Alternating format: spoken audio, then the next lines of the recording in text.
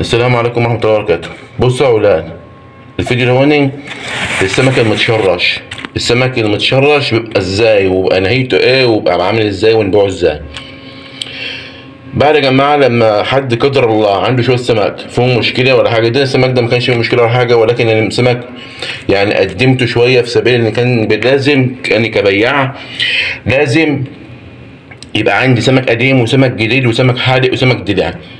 ما ينفعش يبقى عندي نوع واحد، ولكن لازم من دلوقتي يبقى عندي كذا نوع.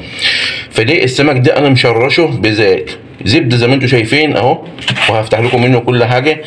بس يعني متقدم، يعني ايه متقدم ويعني متشرش؟ ده منقوع في الزيت من غير ملح. هو اخد ملح واستوى تمام، بطلع احطه في الفريزونه بزيت بس. ده لسه طالع من الزيت حالا. اخر 2 كيلو هم هاتهم يوم لسه، اخر 2 كيلو اهم زبده زي ما انتم شايفين اهو. حاجه بتبقى بقى مربى من جوه كده بقى، خلاف الجريد خالص نهائيا، بس يبقى حادق شويه. دي يا جماعه بعد ما طلع السبعة 8 ايام بتوعه اللي قعدت ابيعه ومش عارف ايه وتمام. معلش اللي مثلا ايه البوكسه اللي هي هقدمها دي او ال5 كيلو او ال10 كيلو اللي هقدمهم، قعدته في الزيت حركه اسبوعين او اسبوعين بس الزيت ايه مغطيه. فكل طبعا ناخد منه الزيت، يعني كل ما بشيل من السمك الزيت ايه بيعلي والسمك بيقل، فالسمك ايه بيتغطى. المهم ان هو منقوع في الزيت او متشرش في الزيت من غير ملح نهائيا فبيقدم. طب يعني سمك قديم زي ما انتم شايفين كده لونه متغير خالص تمام، تحس ان السمكه ايه يعني رقيقه في بعضها وقت حته سمنه كده في بعضها، ما عادش اللي هي ايه المشخشخ بتاعنا دي. طب احنا دلوقتي عايزين نشوف قلبه عامل ازاي. تعال بقى مع بعض كده نقول بسم الله ونشوف قلبه بيبقى عامل ازاي. قلبه بيبقى بسم الله ما شاء الله ورد من جوه، احسن من التاني تمام. بس ده يا جماعه سمك شديد شديد، عايز اللي يكون بقى ايه عارفه والاكيل بتاعه، مش اي حد ياكل. ده بتاع زمان، بتاع جد وجدك. بسم الله، ما هوش بتاع ايه الولاد بتوع اليومين دول. بصوا عامل ازاي، شايفين؟ بصوا بالصلاة على النبي. بص السمكة، بص السمكة عاملة ازاي من جوه. بص ده متشرش، شوف دي قديم متعتق في الزيت، شايفين؟ بصوا واحد يعني يرقوا يجري على طول، واحد ايه نجري وراه، كل ما لقينا يجري نجري وراه تمام. شايفين؟ ده اللي يا جماعه سمك القديم. طبعا الريحه يوم انا استغيت والجناح دلوقتي هتيجي تخبط علينا. السنه دي اسخن من التاني، ريحته شديده. ده لانه قديم متعتق، بس بيبقى حديق سن يعني جديد مش دلع بقى. مظبوط مثلا؟ بيبقى مظبوط، يتقال على مظبوط. بس بالنسبه للاكيل اللي هو السمك القديم دوني بيبقى ده يعتبر عنده كنز. ده يعتبر عند الاكيل الفسيخ القديم كنز. ثانيه واحده بس نرمي كده بس ايدي واجيلكم. تمام يا ولاد، معايا كنت بنضف بس الطبق والشكل العام. انتوا عارفين الفيديو لازم ايه يبقى على اكمل وجه، بالذات للناس اللي هي ما بتحبش الفسيخ يبقوا ايه الموضوع ما يبقاش يعني مقزز بالنسبه لهم، مع ان الفسيخ قسما بالله الاكل اكل بشوات.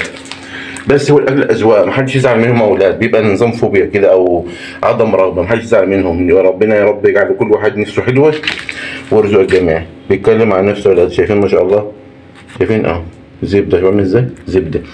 ده يا اولاد قعد له بالظبط، هقول لكم الميعاد بالظبط.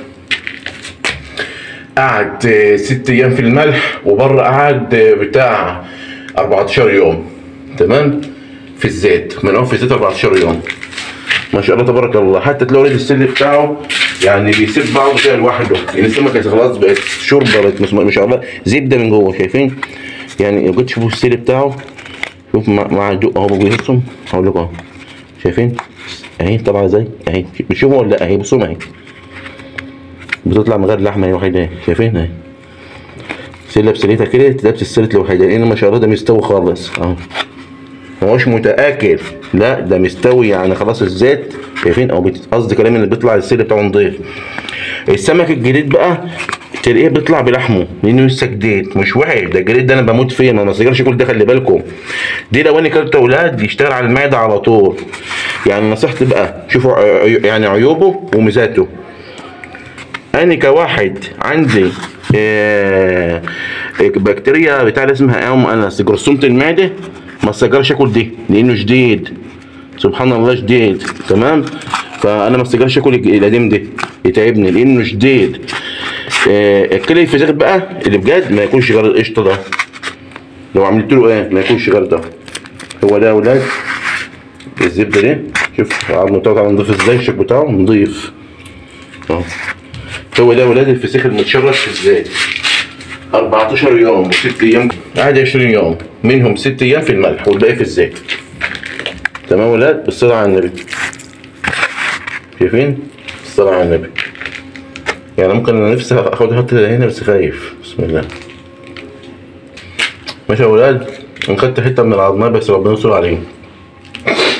ده يا ولاد فوسفوره عالي، فوسفوره عالي، فبيبقى شديد علينا قوي، يعني بيشدد على معدتي، معرفش هو بيتعبني القديم ده. يعني انا لو انا كلت منه امد 2 3 على دي رغيفين كده طريين سخنين، وجزات حاجه ساعه كبيره، وفحلان بصل وشكرات ليمون ودوس، بس اقعد طول الليل تعبان.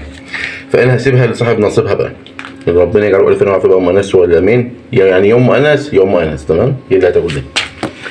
فده ولاد الفسيخ المتشرش اهو. ده بقى اخر 2 كيلو رايحين لانسان غالي عليه قوي. انت عارفين ده بيعه بكام؟ اللي المشرش اللي منقوع في الزيت اللي هو القديم ده اللي اتعتق ده بيبيع جوه ب 180 جنيه الكيلو، 3 وحدات كيلو. 1 2 3 وتحت 1 2 3 دولت الكيلو في ده ب 180 جنيه. بس ده بقى ما بيتباعش بملح ولا بحاجه، بيتباع لحمه صفر زي ما انتم شايفين كده، لان دوني مصروف عليه، انا مصرف عليه وقت ومصنعيه وشغل وكلام من ده وتعتيق وكده. تمام. انا ببيعه برضه ب 180 ده قليل. انتوا لو انتوا بقى عملتوه عندكم تبقوا ب 200 جنيه دي، لانكم هتصرفوا على مصرفوا عليها، تعرفوا انا بتكلم في ايه، كل حاجه بقيمتها.